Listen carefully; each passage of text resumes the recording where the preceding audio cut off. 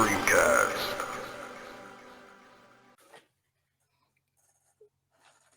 We can cut that out. It was some Hello- tissue that I dropped earlier. Sorry. Oh, okay. Yeah, I'm not going to blow my nose with that. So I just took it off the roll. Hello and welcome to another edition of the Streamcast. My name is Clank and I'm joined by Oh, such a good name. You are joined by Dawn. Dawn. Dawn, Excellent. yes. And we're here to wrap up 2021 gaming-wise. And there have been so many great games out this year. There's been Resident Evil Village. There's been Ratchet and Clank Rift Apart. We've had Metroid Dread. Isaac, talk to me. What kind of games have you been enjoying this year? This year's felt like a little bit of a hiatus to me, because I don't think I've played a lot.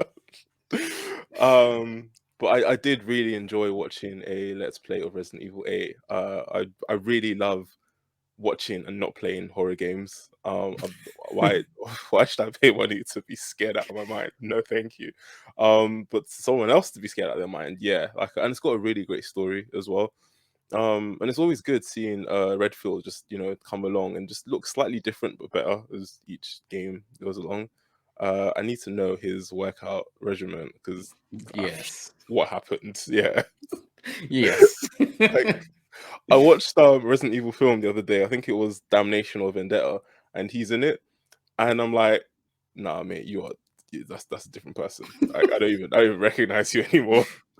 But yeah, Resident Evil is really cool. I've got a list here. It's a very small list, but I do have a list. Where are you? There's another game. I actually play it with Sean. Sean, great guy. It's called Orcs Must Die 3. It's like a tower defense. I don't even like tower defense games, but I like this one. There's just something fun about like lots of different ways to just kill your enemies.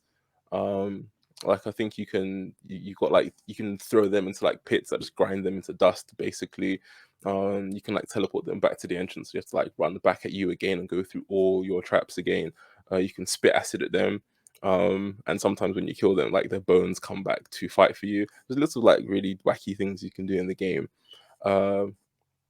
And I have recently started Pokemon Brilliant Diamond, and I can honestly say that game is brilliant. All right, there's some good marketing right there. It's so good. I've only played like 10 minutes of it, and I'm absolutely in love with the game. Is it exactly the same as I remember from when I was a kid? Yes. Is it nostalgia that I love? Maybe. But this chibi style of Pokemon, I was so against it before.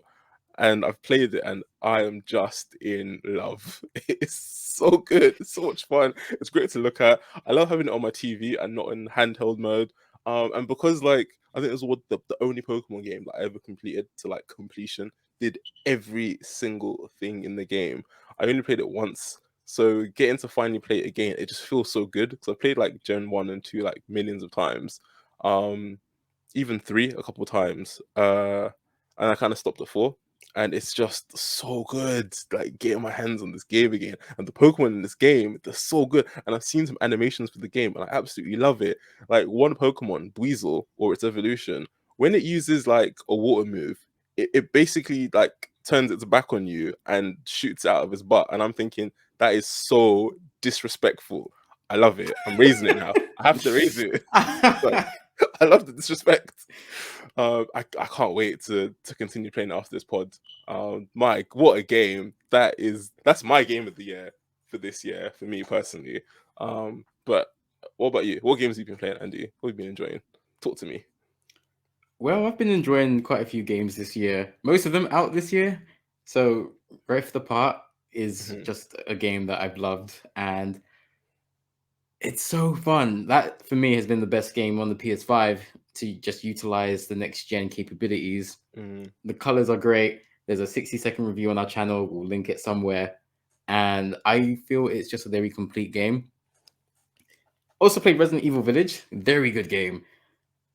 I understand where you're coming from, Isaac, where you don't want to play these games, but you'd like to watch someone else playing these games and get like that secondhand experience. And I feel this new digital age has birthed a new way to consume games because people can make money from Let's Plays and streams and all of that. So I feel someone is making money off of this, and it is okay to just consume a game just by watching someone play it. But playing it has been a completely different experience. It's been really fun. Will I play it again? No. But But there's DLC. You'll play that, surely. that's nice. You know how I feel about DLC. I think it might be free. I don't think it's you have to pay for it again.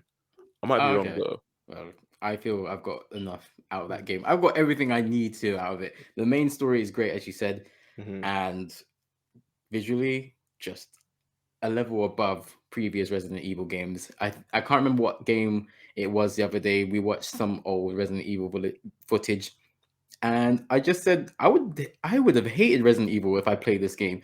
It was like 2.5D or 3D, and you're just walking around in its blocks, and it looked real janky. It looked Oh yeah. terrible. Mhm. Yeah, I would have hated Resident Evil if that was like my introduction. Thankfully, I played an actually good game as my first Resident Evil game. So Mhm. really impressed. Played Destruction All Stars earlier on in the year, which is really fun. I think that was a PS Plus free game. Really fun. Not every game needs to be like this 35-hour narrative experience. Sometimes I just want to break stuff, and I think that game really did its job. I feel it should get a bit more praise and a bit more attention from the mainstream audience, but it did what it meant to do. It was a really fun experience, and that is a game that I'd like to play again and just like switch my brain off. Sounds like you should do a review on it so it gets that attention. Yeah, I guess I should. Well, yeah, maybe. Are there any games that came out this year that you haven't had the chance to play but would love to play maybe later on in the year or next year or at some point? Oh, there's so many actually. And I probably won't play any of them until I get a PS5. I think I've gotten to the point where I'm like, if I'm gonna get a game now, I want it to be on the PS5. So I'm taking this time to just clear my backlog. I'm not buying anything until I get a PS5. But on that note, this is a Switch game, so No More Heroes 3. I do want to play that at some point. I'm just not sure where I'm gonna like squeeze it in. You know when like you've got games, you've got a selection, and you're like, I want to play you, but not right now. And then you've got some games where you're like, I'm playing it now. Like, I'm playing it now. Guys, I have to leave work. Yeah, I'm playing it now. Um, yeah. these games I'm going to mention, they're not those games, which is why they can wait for a bit. Sorry, I really want to play them, but you just don't Oof. have that same pedigree. So No More Heroes 3, like I really enjoyed playing the first two games. Um, and I guess it's just been like so long between the first two games. The first two games came out quite quickly in quick succession. I think maybe a year or two between each other. And this game's taken like I think like 10 years to come out. So you know when like I don't know, you've kind of let the story go, you kind of moved on with your life, and then it comes out and you're like, maybe later. Yeah. Um there's Deathloop. I really want to play it, but I have to play it on the PS5. I don't want to play it. I don't even think it's on the PS4. No, it's Then not. then again, I could just get an Xbox and wait until next year. It's not going to be an exclusive forever. Um, It's on PC so- right now. oh, it's on PC too. Yeah, that's true Yeah. actually. Um, no, I think my PC can just be for like minor edits and whatnot. If I start gaming on this thing, it's probably going to blow up. Um, there's Kenna, Bridge of Spirits. I think you've got that as well. Have you played it yet? I don't have Kindle. You don't have Kenna. Oh, my bad. Sorry, I don't know why I thought you had it. I've got Deathloop. You got Deathloop. That's fair enough. Have you played Deathloop yet? Nope. Ah, you're just as bad as me, aren't you? I'm not gonna lie. I'm just terrible. The backlog is just getting bigger and bigger. It's becoming a monster right now. Mhm. But I don't know why we do it. It's like, why am I spending money to buy this game full price? Let me just go out for a nice meal or something, and then buy it later when I'm actually gonna play it. What am I doing? Um, there's Far Cry 6. Never actually played a Far Cry game. I do want to step my toe in it because they're great games. I know this, and I like big open world games with like a really cool narrative. And this seems to have a really strong narrative, and it's got Gustavo from Breaking Bad in it for crying out loud. Uh, I've forgotten his real name, and I'm not gonna try and butcher it because I vaguely remember it. I'm not even gonna try it. Giancarlo Esposito. Yes.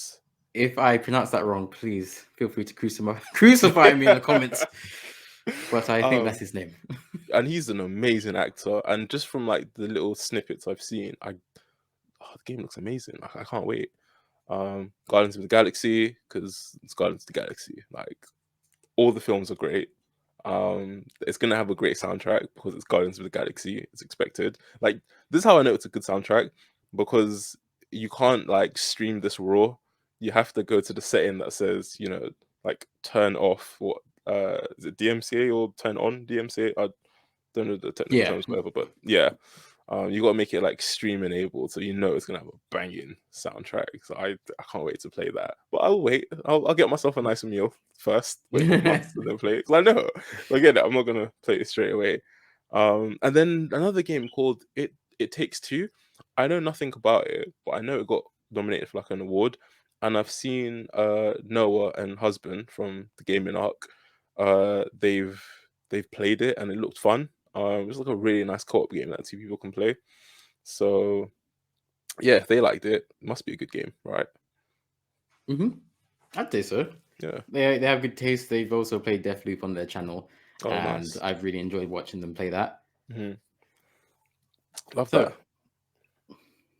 that. do you have any more games on your list, or is No, that I think it? I think I think that's it from me. What about yourself? What have you missed this year that you need to add into the backlog pile? There's a lot. There's a There's a lot of lot. games. There's Far Cry 6 is one, but I really just want the flamethrower. So Wait, can you still get that? I think so.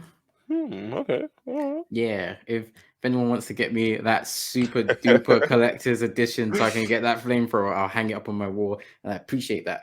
Other than that, I want to play Guardians of the Galaxy like yourself, because Marvel have just been hitting it with every film that they've been producing, and I don't know how. They've made me care about Guardians of the Galaxy. They made me care about Ant-Man. They made me care about the Eternals. And Shang-Chi, like everything they've made, I've cared about the heroes. They're really good storytellers. And because this game embodies the movie so well, I want Guardians of the Galaxy. It's not that series, it's not that franchise without the the old fashioned music. So I really need to play that game soon. Kenna Bridge of Spirits is another one. These are games that we've covered on our website as well, which you can check out, the streamcast.co.uk. I really want to play Bridge of Spirits. It just looks really new, vibrant. It's something that the games industry hasn't had in a while, and I just want to play it. Their use of colors and textures are just second to none, and I really want to play this game, even if it's just, it's their first game, so it doesn't have to be the finished product. It doesn't need to be perfect, but I want to appreciate the effort that they've made. Deathloop is one that I've won thanks to Jinx, so I didn't have to buy it, and maybe that's why I haven't played it yet, because I didn't feel the weight of the money leave my bank account. But I'm going to make time for Deathloop. That's a game I want to play. I probably won't stream it just because I want to experience that as a gamer first and foremost. Yeah. So, I'll find some time to play. I will explore and figure out the optimum way to kill the 8 bastards that I need to.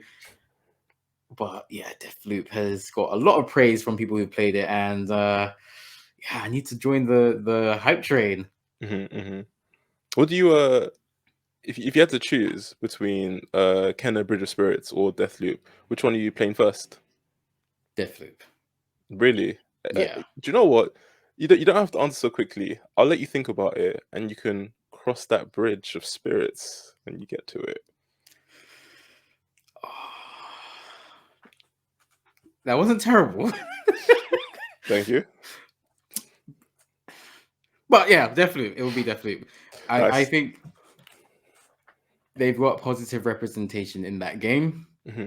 Not the best use of representation, in my opinion. I'm harsh. I feel I'm grumpy, and I feel it feels dated. The representation does feel a bit dated. The voice actors they've got there are brilliant, but it does feel like I'm stuck in the 80s, and I don't know if that's intended or not. It feels like a Black James Bond film, and like prime James Bonds are like Thunderball and You Only Live Twice. Not like it's not been modernized, and I don't know if that is what we need as Mhm. Black gamers. Mhm. I think 'Cause when I you can't go no, on. no, go on. I'll let you finish. Sorry. I can't identify right now what it's missing, but I feel that it is missing something. Mhm. Because if we compare this to like the great games of 2018 or even further back, we are still talking about Horizon Zero Dawn. We are still talking about God of War. We are still Mhm. talking about Marvel Spider-Man. Yeah, We're still that's talking true. about Ghost of Tsushima, and we're not talking about Deathloop, even though it's been a couple of months. So Mhm. yes, it's a good game, maybe even great, but has it reached the echelon of you need to play this? If you have a games console, you need this on your console. Has it? I don't know. Can't answer that. Okay, fair enough. I mean, what I will say is I don't think all games can be winners. If it is a good game, then I think that's probably enough. Good game, some good representation. I like that. In terms of the whole 80s thing, is it a case where it's it's an 80s thing, and because it's 80s thing, there's always going to be that air of can't fully enjoy it because of racial problems that plagued that time, or is it just a case of you don't like the 80s motif? So I think what I picked up is the mannerisms and the way that Colt speaks Hmm. is in a way that is something I'd associate to a 70s or 80s film. So like a black guy from Austin Powers, that kind of franchise. That's the feeling I got from when Colt was speaking. Is there a little bit of black exploitation you're feeling? Right? I don't think there's enough for me to Okay. call it that, but Yeah. like there is something where does a black guy actually speak like that? Like, do you know the answer to that question? Because I uh, know the answer to that question, yeah. and uh, yes, I think that's where my issue is. It's all good putting more uh, black faces and black people on the front covers and in your games, but are they modernized? Are they 3D? I don't know. That's something I need to answer. I can only fully answer with playing the game. Yeah, we need to play the game first and foremost. But I think at the same time, like I think anytime you introduce a black character into a time period that resembles or relates to what we have in real life, you always be plagued with those issues. Which is why things like God of War and Horizon Zero Dawn work so well, because they're outside or far removed from like our history. Um, so I think it's probably always going to be a problem. I don't know if it's a good or bad problem. From what the way you've described it, it doesn't sound like a good problem. But I think it's always going to be something that's there. It's like you either ignore it and just make it completely detached, and I guess you have like a a view on a black person that doesn't have the negative connotations as the view a black person would get in the 80s, and you make a game with that kind of protag but based in the 80s, or you keep it close to the 80s and have that slight element of black. So it's a really tough one to do. And honestly, I think the only way to get around that is to do things like, what Spider-Man did. Like that's a modern game. So you just had, regular old Miles Morales doing Miles Morales things. Um, I think a good way to, maybe combat that would just, I don't know, just have. I was gonna say like Django, but I'm thinking back on it and like I don't know if Django was the perfect film or it had problems in it. I watched it when I was Yeah, younger and I thought it was cool that he was blowing shit up, but I think if I watched it again, I might like see it differently. Anyways, my point is I think there's always gonna be slight issues when you have a black person in a game in historical settings. I think that's always gonna be an issue. And I guess it's just the way yeah, you handle it.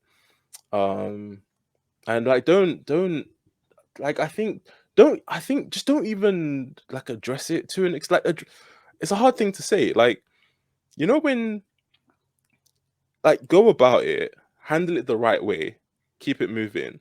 Don't go about it and make a song and dance with it because I think that would be a problem. Like yeah. just keep it moving. Like let's say you're a white character in a racist era, but you're just doing your thing. Like I don't know, you see like some racist shit happening. I don't know, maybe like kill someone, keep it moving, like whatever. Maybe as harsh as this sounds, like keep moving, because you would either have to like destroy an entire cartel, and that's not really the game. So like you notice it, oh, this is wrong. The character says something about it, and maybe later on there's a level where like you meet that same slave owner, and then you're like, oh shit, I can just kill him off, kill him. Like, don't make the game about that, if that makes sense. So it's such a fine line, and honestly, I'm okay if people just like left it alone. Like, it's a game. I think this is something that has to be tackled like in real life and not in games. Yeah. And if it is tackled in games, it should be done like tastefully, but it shouldn't be the main focus of the game. It is happening, sure, you're in that world, but that's not your focus. Unless you're gonna make a game about, I don't know, killing like Nazis or something. And I guess Wolfenstein did that. But yeah, it's a fine line. And that was a long tangent, but I think I see what you mean about Deathloop. And when I play it, I don't know, I'll make my own decisions. But yeah, I think it's a fine line. So that's a very on the fence answer, but yeah, it's a fine line. It's a fine line. Well, yes, it is a fine line, and you know, Deathloop is one of those games that people have been clamoring for this year. We finally got it this year, but it's up against some very serious competition. So if we look at the candidates for the Game Awards Game of the Year, we see that we've got It Takes Two up there as well, Yep. Metroid Dread, Psychonauts 2, Ratchet and Clank Rift Apart, and Resident Evil Village. There are some serious contenders there for Game of the Year. Isaac, I know that your personal Game of the Year, Brilliant Diamond, is not there, but what would you award Game of the Year out of the 6 games that are up for the award? You know when you just have to throw the vote out because the system is corrupt? The fact that Brilliant Diamond is not on that list is an absolute travesty, okay? And I don't think it missed the cutoff. Because the cutoff's like, oh wait, did it miss the cutoff? It might have. Do you know what? I'll allow it then. I'll allow it. I'll bring my rage next year if it's not there.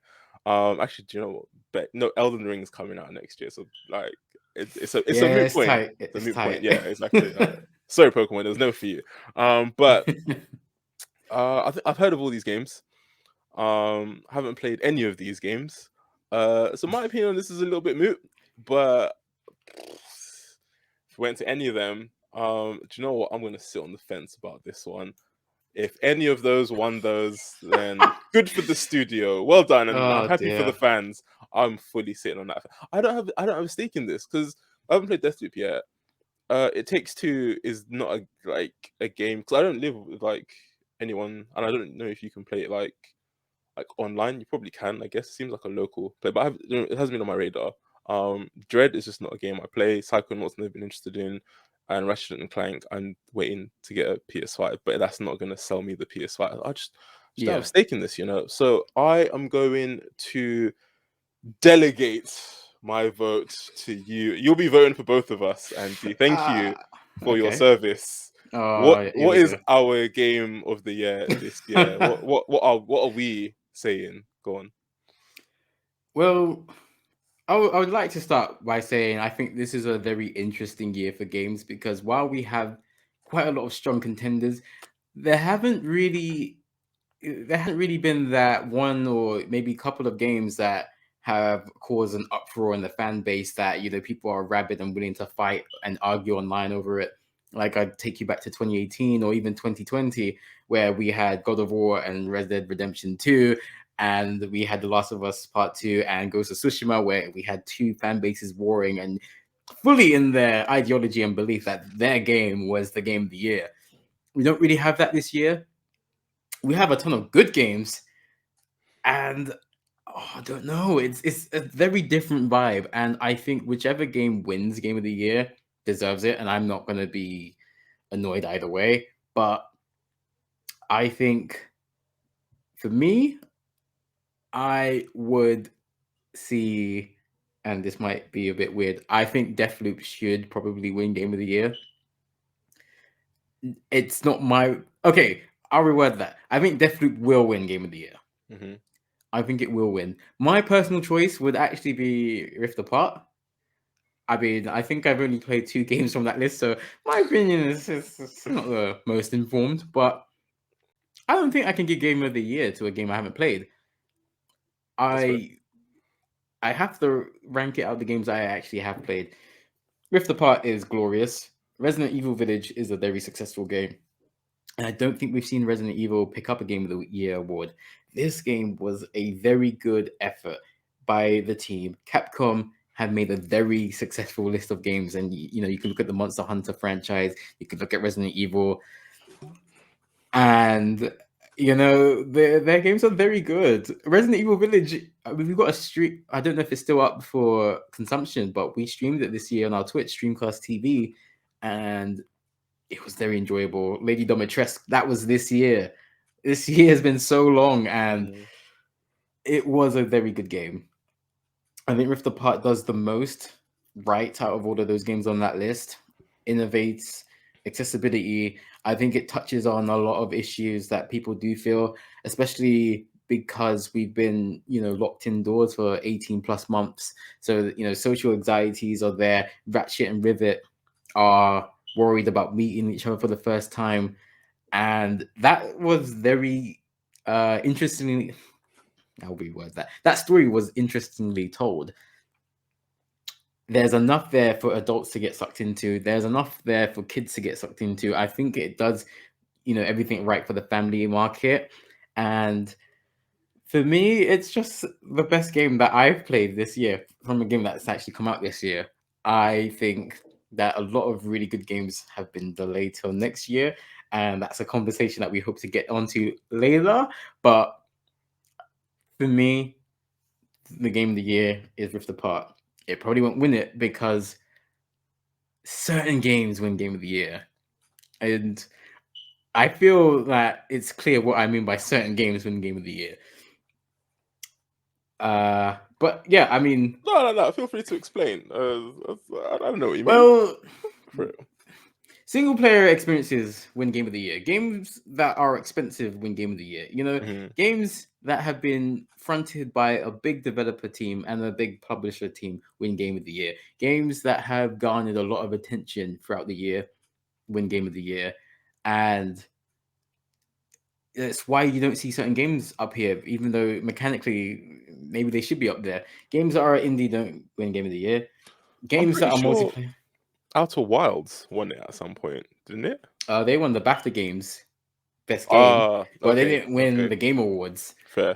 We're talking about this award ceremony specifically. All right, you got me. Last year, Last of Us 2 won it. The year before, Sekiro won it.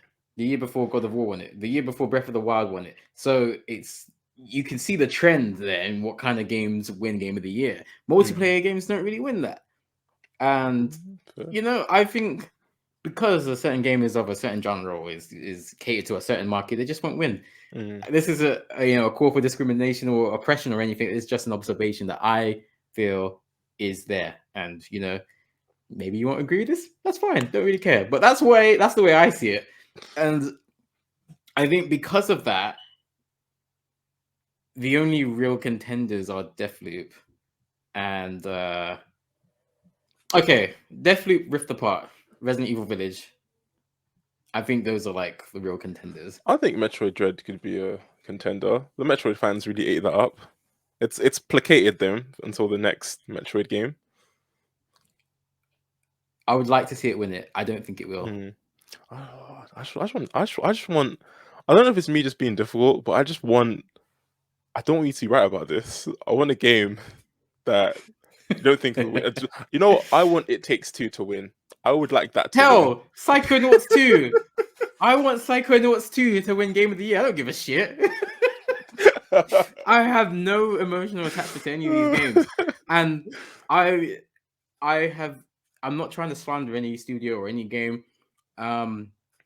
I'm sure they're all great in their own way. I just don't have anything to them. And that's maybe freeing in a way. I think whatever game wins it. But I do think that certain games win Game of the Year. That's fair. I'd love to be proved wrong. I'd love to be proven wrong.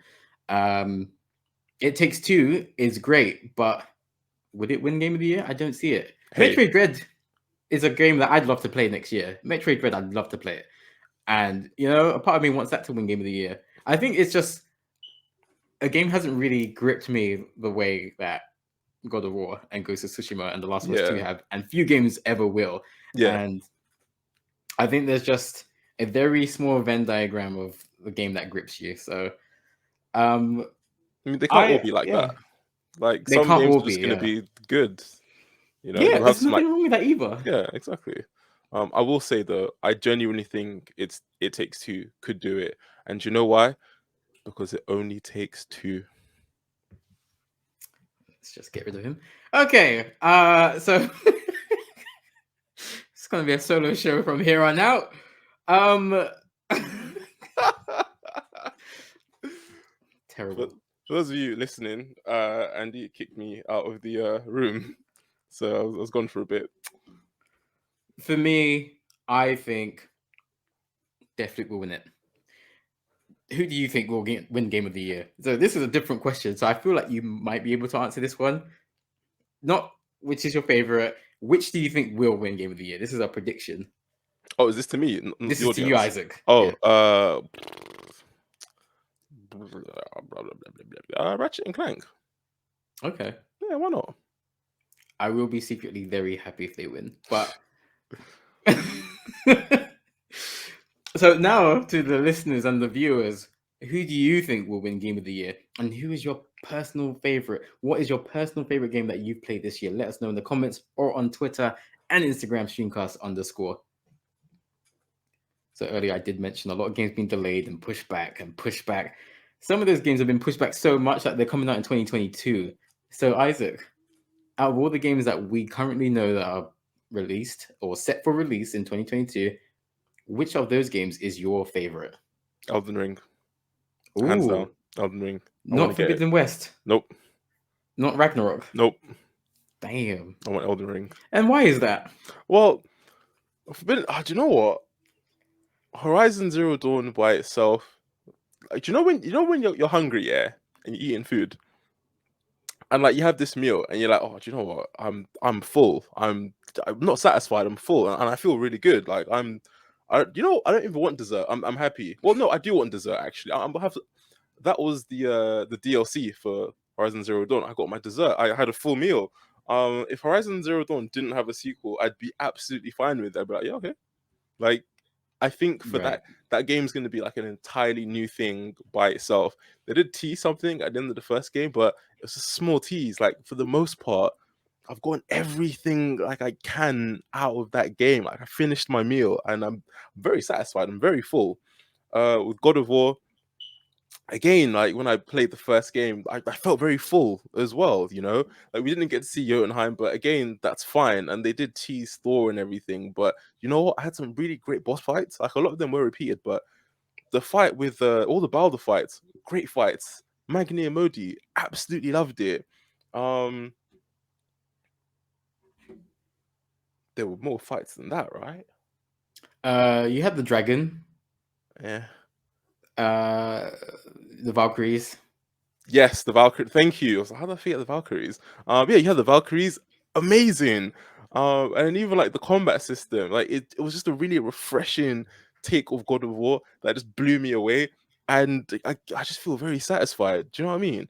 But with Elden Ring now, here's the thing. I absolutely love all the lore that goes behind the games that Miyazaki makes. With Horizon Zero Dawn, there's not really like lore, it's more you picking up the pieces of a forgotten world. I really Okay. live in that world. I like, you know, we're humans. We destroy the world. We're actually on course to do that now, anyways. So that game is very accurate. Um, Okay. you've got, you know, God of War. Here's the thing, right? It is based on Norse mythology. So while I don't know what's going to happen in the next game, I loosely have an idea of what to expect. Like, so I'm excited, but it's just a game that I know is going to come out and I'm going to really love it. Elden Ring, however, I absolutely love the stories that Miyazaki and this team from put together. You play Dark Souls 1 and you can like go through it and absolutely hate the game, but when you like take the time to, you know, read every item description, like go through the game with a fine-tooth comb, maybe play it again and you find something you missed the first time, or you could do what I did and watch a YouTuber talk about, all the stories and how everything fits together. So that's so much easier and quicker. um there is a massive world like in this game. There's so much happening. There's so many little nuances. Like for a time, it was thought that I think the Nameless King in Dark Souls 3 was the son of Gwyn. And I don't know if that's been debunked or not, but Gwyn had a son that was exiled and stripped of all his powers and rank and whatnot. And if that is the Nameless King, that's really cool. That's a nice thing to have. You've got the painted world of Ariamis, which was an original world that Miyazaki made, and it just didn't fit into Dark Souls, but he didn't want to get rid of it.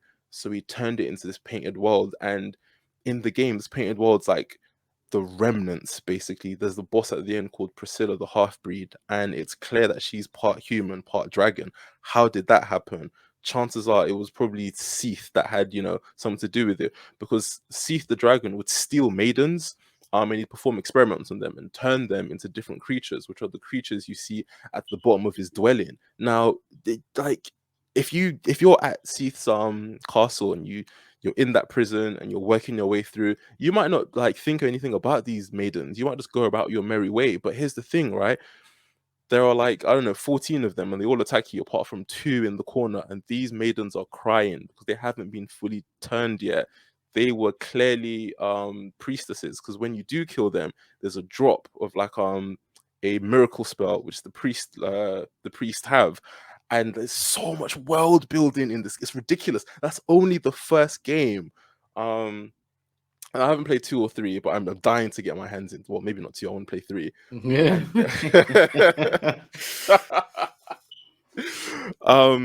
And I played Sekiro, and as thankfully, that was a game that I could just consume and enjoy by myself, without having to look at any guides or anything, because there is a bit more of a linear story. But my goodness, the combat in that game was absolutely riveting. It was delicious. It was everything I could ask for and more in a game. It was a game that says, do you know what? Here are some tools, all right?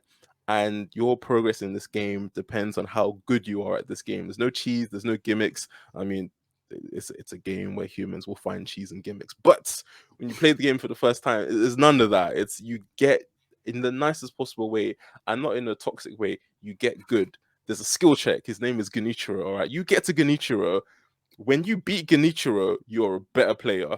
And the game will still be hard, but you realize, oh, I can do this, I can do that. Like, he teaches you core fundamentals of the game. And if you don't know them, hey, you're gonna have a bad time, and you will have a bad time until you learn them and you beat him. And oh my god, he's such a good boss. And here's the thing, right? Sorry, I'm fanboying over this game, but I have to get this out here. Like, you beat Genichiro, and then you get to a place later on in the game. Genichiro's like teacher is from this place, and when you get there, they have a very similar fighting style to Genichiro. They use some of the same moves and techniques as Genichiro, and it's like, it really does, like, even though you never meet his teacher because they've passed, like, you get to see where it all came from, like Genichiro's teachings and whatnot. And this place explores more of the game and why you resurrect twice. And I'm just like, the lore that goes into these games, it's beautiful. And Elden Ring is the biggest out of all of these games. The map is humongous. There's so much to do. It's going to be side quests. There's going to be NPCs. And what I normally hate about big games is, obviously, you've got the main story and you've got side quests. And I love just doing side quests and getting the main story. But with this Elden Ring, I feel like all the side stories are going to be important to like build the world and tell you about what's going on and really, flesh out the game you're playing. And I don't get that from a lot of other games. Side quests feel like they're a fun thing to do, but they don't all come together and interconnect like the worlds of Dark Souls does. So Elden Ring, oh, I can't wait for it. And the combat, oh my god, it looks so good. It looks so good. Like, there's an item and you bite into it, I think, and you blow up and you take some damage, but your enemies take more damage. So it's like self-destruct from Pokemon, but done right. You've got summons that you can bring in and they help you in a fight. When you can jump now. I think this is the first Dark Souls game where you can actually jump properly. Yeah, it's a dedicated jump button. That's so good. And you get so many iframes. You can just jump and hit someone and like you won't get hit. Like, no longer will you have to roll like constantly to get, you can just jump instead. And here's the thing, when you jump, you get better powers. So like your R2 attack, when you do a jump and you do an R2, it's a different attack that will have, you know, a certain property to it. Your weapons now, I think the R2 and the L2 do something completely different now. You can change certain skills in certain weapons. You've got a horse now. You can do horseback racing. Like there's in the tutorial level, there's a ridiculous boss that will just one shot. You have to run away from it, otherwise you'll take like maybe like I don't know 30 minutes to kill it. You have to come back later. I love that. I love it when games do that. Ooh. Yeah, they just Okay. you know, they just throw bastards in there, and like, you're not meant to fight this guy. Come back later, and you have to swallow your pride, and you're like, I'll be back, but you remember them.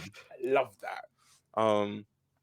I've said a lot of nothing in the past 5 minutes, but Elden Ring is the game I'm waiting to play. Elden Ring is gonna that has sold me the PS5. I'm gonna buy a PS5. Really? Yeah, Okay. I'm waiting for Elden Ring. I'm not gonna get a PS5 and just not having Elden Ring. I need to plan some time off work actually, because I know I need to plan that. Yeah, release date. No, you know, I might take the week off. You know, because I get a decent holiday at my workplace. Anyways, that is unrelated. Yes, Elden Ring. I must have it. I must know what the Elden Ring is. Yeah, I can't wait. I absolutely cannot wait. What about yourself? I've talked long enough. What are your thoughts on Elden Ring, or what are you excited for next year? The short answer is God of War Ragnarok. Everyone Nice. knows this. Everyone can predict this. Come on. Don't care how you feel. That's the game I'm most excited for. I'm going to get into that later. There are so many games I'm excited for that come out next year. Elden Ring, as you quite beautifully put it, I'm so excited for it. So excited for it. And the Souls series of games, I think, means a different thing to me than it does to you and it does to everyone else. For me, the Souls game is like a test. It's like a really difficult test. I've said before, like the story and the lore doesn't really grip me like it does the average person, and you know that's fine. I'm interested in the story of Elden Ring because of George R.R. Martin. I know what he's worked on in the past, and I need to see his influence in this game. I think I can already see it in the colors and certain things. You've mentioned the horse. We needed the horse in this game. I think this game signifies a different era in the Souls franchise, and I think that's very important. It's very easy for a franchise to keep churning out the same stuff, and then you either become stale or you die off. And this is a franchise that knows when to switch it up. That's why we got Sekiro: Shadows Die Twice. It's why we got Bloodborne. It's why we're getting Elden Ring. And it just retains enough of the spirit of the Souls franchise that you know it's Souls. You know you're going to hate this game. You know you're going to die a lot. But then it's different enough that you need this experience. This is why, Isaac, you don't need to play Dark Souls 2, because Dark Souls 1 and Dark Souls 3 are different enough, and they give you enough of the gist of the story that you can play those games and move on. Dark Souls 2, that's whatever. It's the middle child. But Elden Ring, I'm so excited for. The horse can jump. The horse can double jump.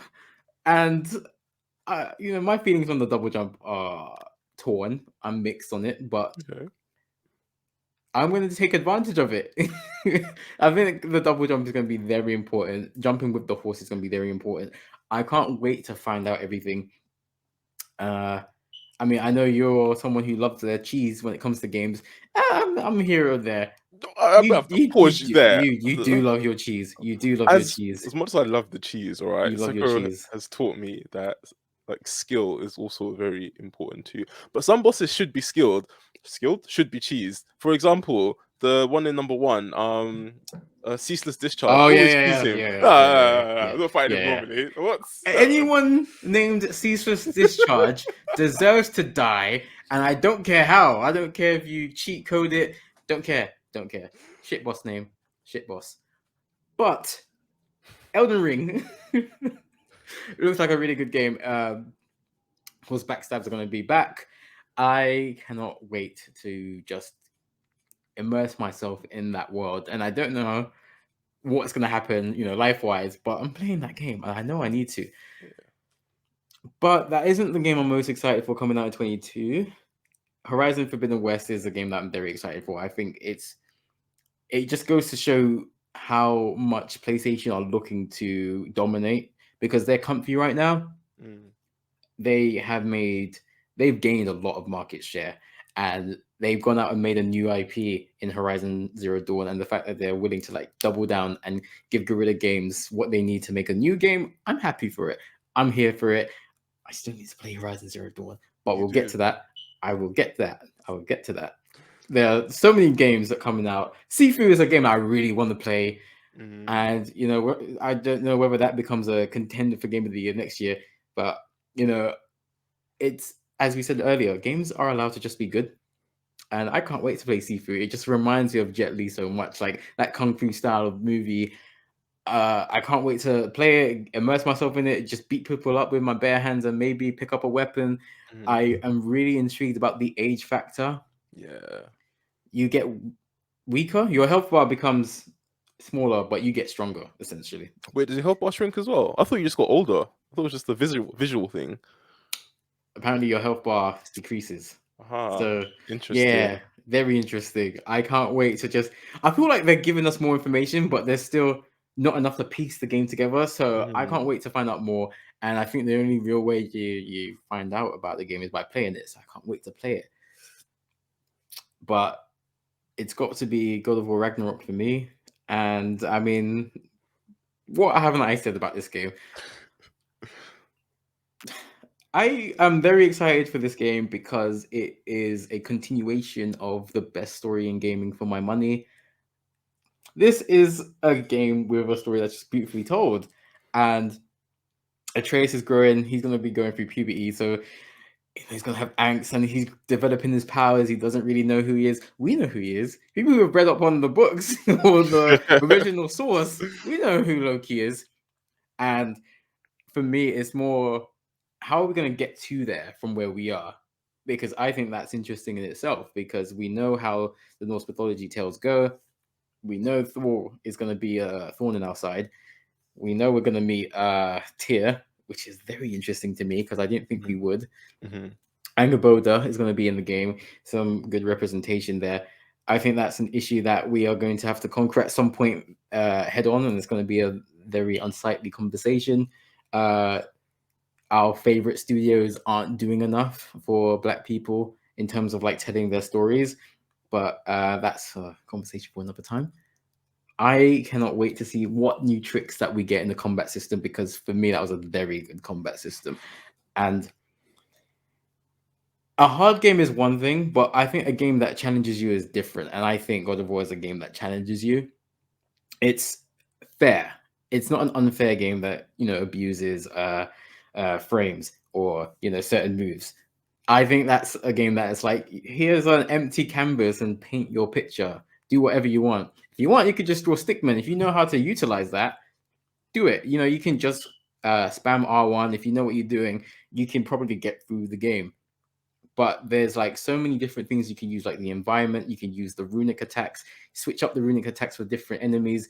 The axe is more effective against more certain enemies. The chains, the blades, I should say, are effective against other enemies. And Atreus is so important in the combat in the first game that at the start, you're like, I don't really want to use him. I don't really need to use him. He doesn't really add anything.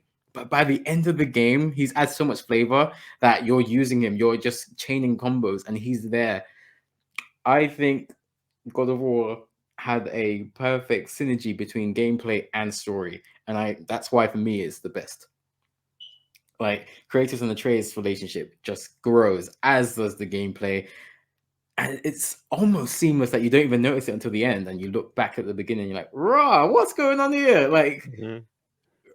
from a father who didn't know how to approach his son, and a son that resented his father, to now they're drinking wine together and they're beating up Boulder together, and it's smooth.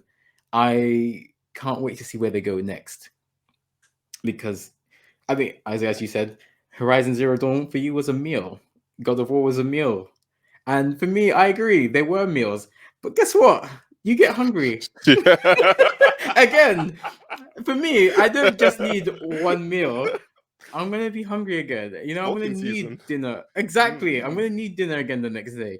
So I I'm completely happy with God of War Ragnarok being a thing, being a game, and for me, that's why it's the most anticipated game for me. I can't wait to see Odin because we still don't know what he looks like.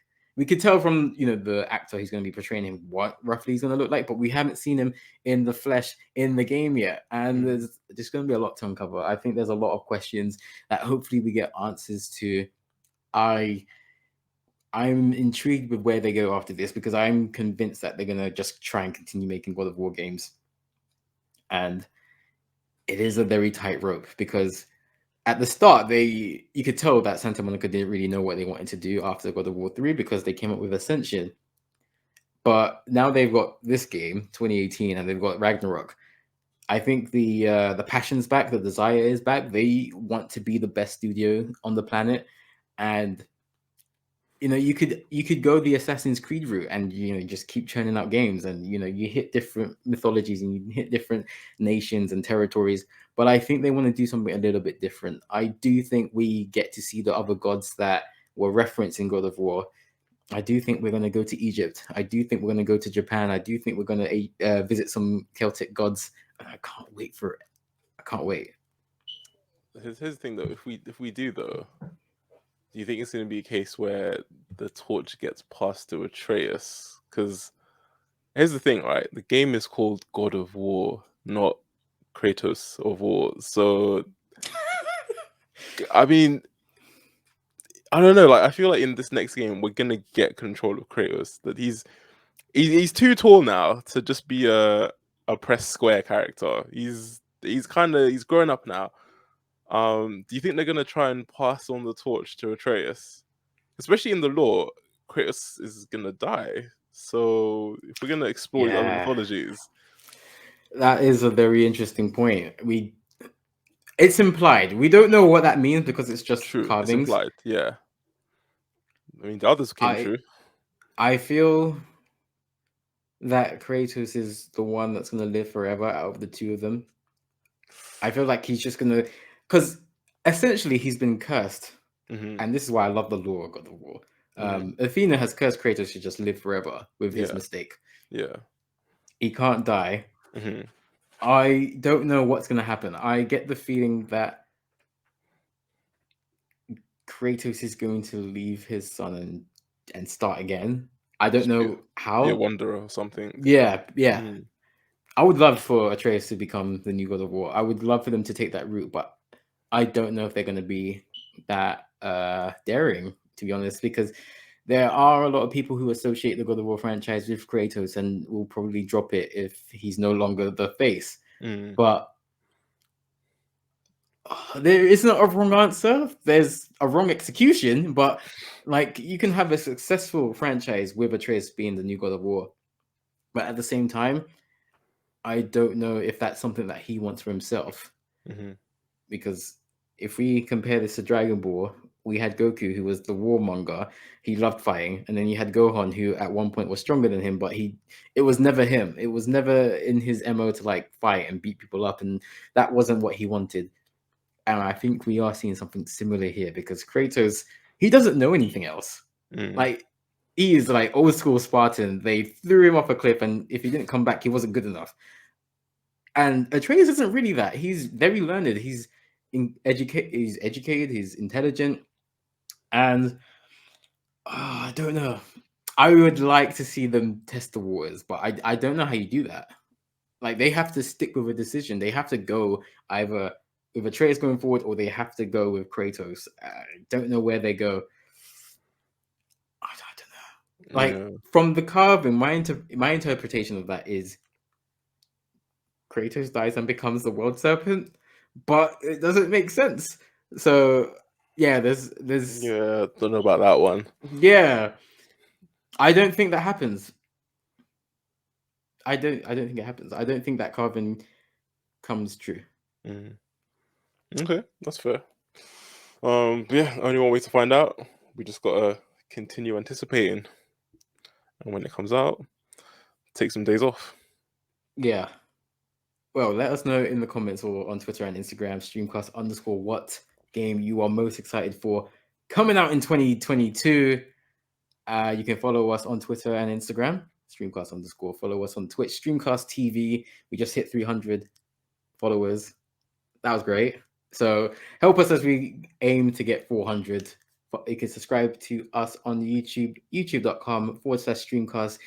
If you're watching this on YouTube, give us a thumbs up and subscribe. Set the bell to all so you get every video as soon as it goes live, like Isaac's video on God of War when he talks about the stranger, and he's going to cover other gods in the mythology as well. Isaac, would you like to talk a little bit about Baldur? It can be like 10 seconds if you want.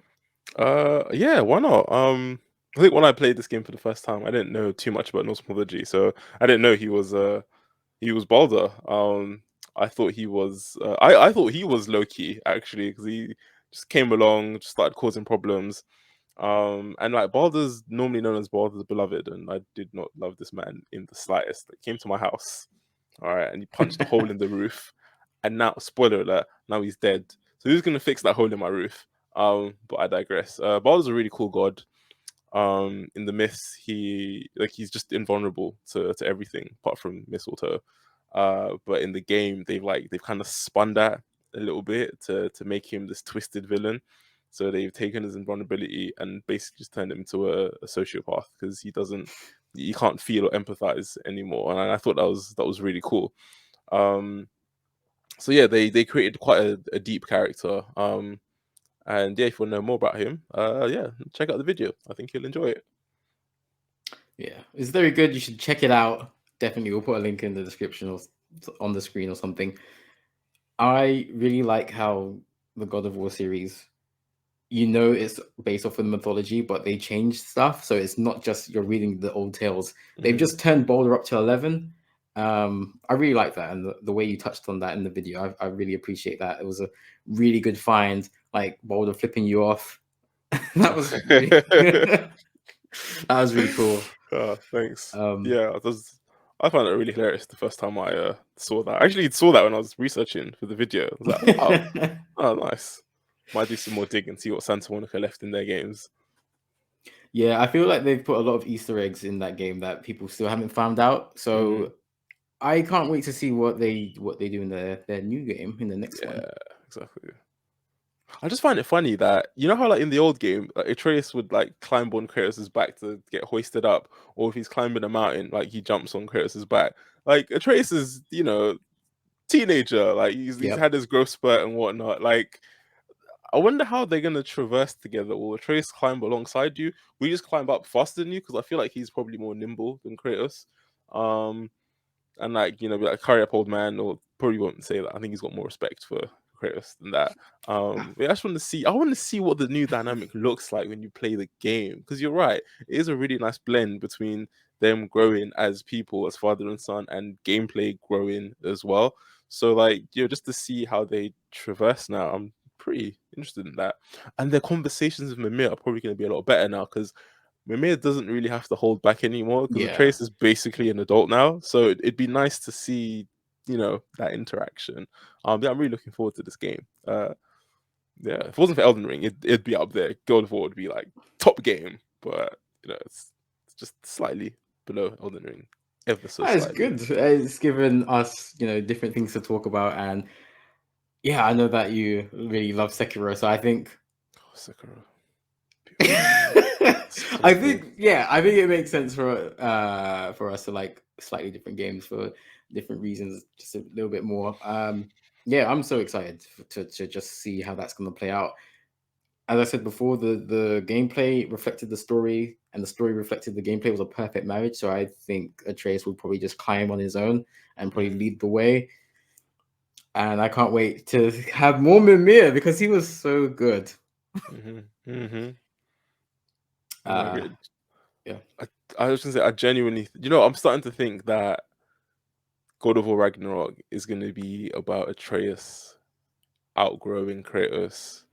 I genuinely feel that's what it's going to be about, because you're right, Kratos is a warrior, and eventually he's going to teach Atreus everything he knows, and Kratos is not a learned man like Atreus. Like, Atreus is going to go off to uni with Angrboda and just do some cool things. He's going to come back home and he's going to be like, it's just not the same, Dad. I need my own space. and they'll still see each other, you know, maybe every other weekend, or you know, family reunions when they go to, you know, Jotunheim to, you know, meet up at the mountain and look at the ashes of Faye and whatnot. But yeah, I think this is going to be a story about Atreus outgrowing Kratos, and then Kratos like will just become a wanderer, like we touched on earlier. He'll just walk away, be like, "You don't need me anymore, son. You don't need me anymore, but Atreus," and he'll walk away. And I think that's how it ends. Huh. I genuinely think that's how they're going to do it. That's how this is going That's to a play good out. theory. Yeah. I just got a thought. Is Angrboda going to give birth to like the world serpent or something? Oh, I think they're going to slightly change it, or the They world would have serpent. to, right? Yeah. Also, if Oh, Angrboda did give birth, there'd have to be some kind of time skip within the game. so many questions. Yeah. We're gonna have to talk about this off the pod, after the pod. That sounds But good. thank you for watching and or listening to this podcast. Make sure you take care of your loved ones, stay safe, and we'll see you on the next Streamcast. Bye.